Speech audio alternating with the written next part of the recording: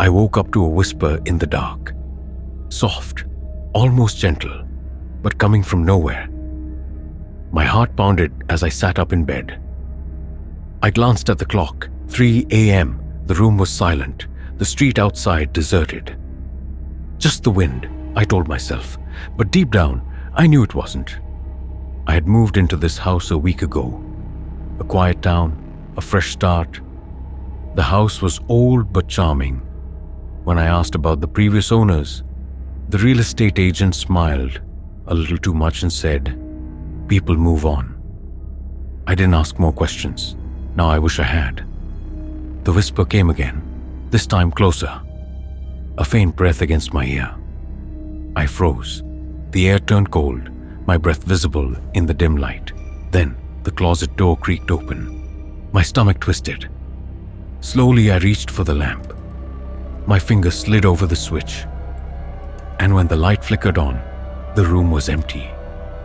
The closet door was shut. I let out a shaky breath. Maybe my mind was playing tricks on me. Too much stress. Moving to a new place wasn't easy. Lack of sleep. Yes, that had to be it. I turned off the light and forced myself to sleep. The next morning, I convinced myself it was just a dream. But as I stepped into the hallway, my feet halted. The closet door was open. I had shut it last night. I was sure of it. A shiver ran down my spine. I ignored it and got ready for work. Days passed. The whispering continued. Always at 3 a.m., always near my ear. Then came the knocking. 3 soft knocks, right on the wall beside my bed. I tried to ignore it. I even moved my bed to the other side, but the knocking was still there. I recorded myself sleeping. The first few nights, nothing happened. Then, on the 4th night, the whispering returned. But this time, the video showed something else. The closet door creaked open, slowly, revealing only darkness inside. Then, just before it closed again, a shadow shifted. Not outside, inside the closet. A chill crawled down my spine. I rewound the video, pausing, trying to make out the shape. It was just darkness, moving. I checked the closet, empty.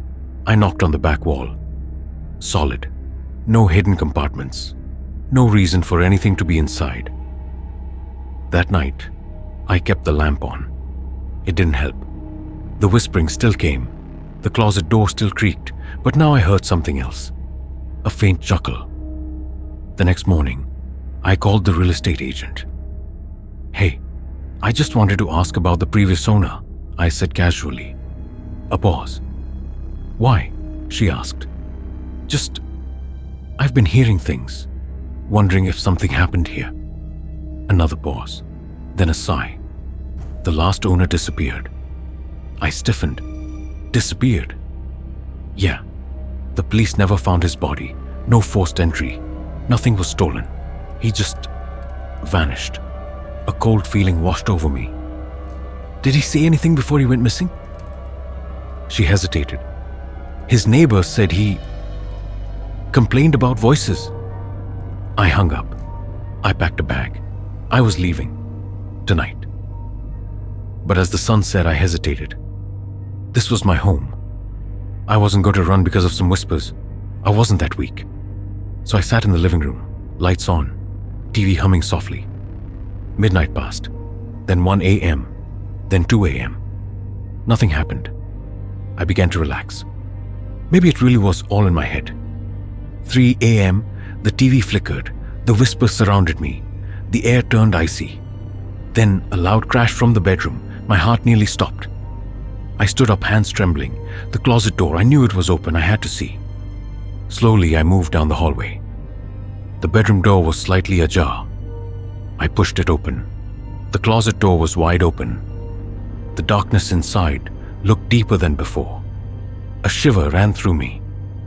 Then a sound. Not a whisper this time. A clear, deep voice from inside the closet. "Why did you stop?" My breath caught. My body refused to move. Then Something stepped out of the darkness. 2 eyes gleamed, a pale face, a wide grin, and the closet door slammed shut.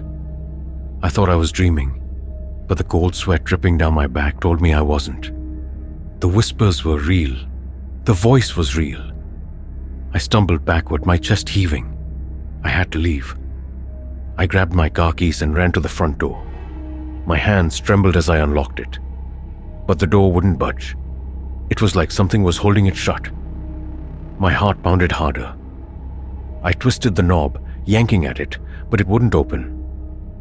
Then the whisper came again, right behind me. "You can't leave." I spun around. The hallway was empty, but the air was thick with something unseen. A presence. I could feel it watching me. I bolted for the back door. Same thing, locked. No matter how hard I pulled, it wouldn't open. My breath came in short gasps. I was trapped. Then the lights flickered. The TV turned back on, static buzzing through the air. My body tensed. I turned slowly, dread pooling in my stomach. On the screen, there was an image. My bedroom, the closet door wide open, and then a shadow moved across the screen. Not a normal shadow. It was tall, its limbs too long, its head tilted unnaturally. The whisper came again, louder this time. "Come back."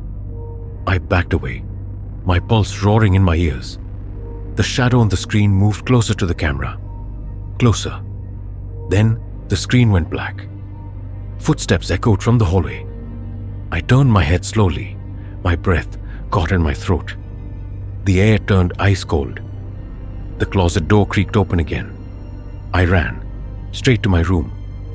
I grabbed the heaviest thing I could find, a metal lamp, and swung it at the closet door. Silence. I stood there, panting, my arms shaken. The lamp fell from my hands. My reflection in the mirror looked pale, almost ghostly. My eyes were wide, terror-stricken. Then the mirror cracked. A jagged line ran down the middle. A whisper seeped through the fracture. "You belong to me now." Darkness swallowed the room.